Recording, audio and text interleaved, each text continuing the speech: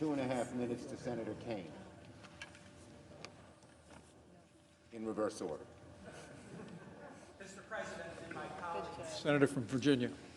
I applaud the comments of my colleague from Georgia deeply.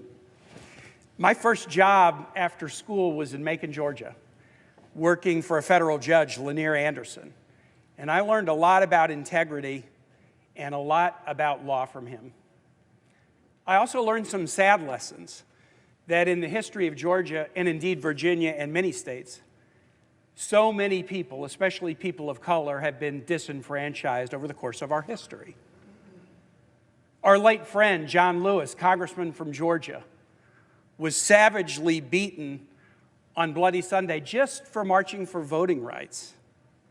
That act of violence inspired this body, the U.S. Senate, to come together in March of 1965 and work to pass, in a bipartisan fashion, the Voting Rights Act.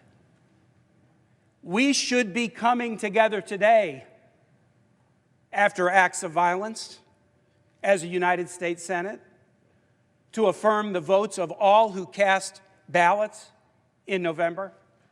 Instead, we're contemplating an unprecedented objection that would be a massive disenfranchisement of American voters.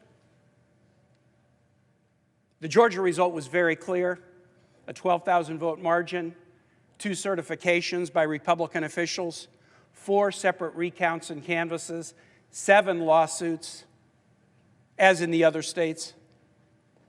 If we object to results like this, the message is so clear.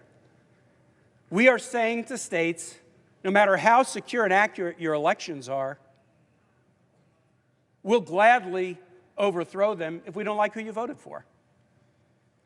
But more importantly, what we'll be saying, really what we'll be doing, is as the body that acted together to guarantee Americans the right to vote, we will become the agent of one of the most massive disenfranchisements in the history of this country.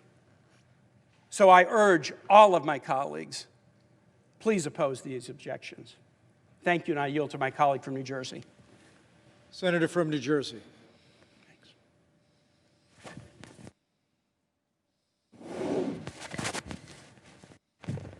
Mr. Vice President, I can only think of 2 times in American history that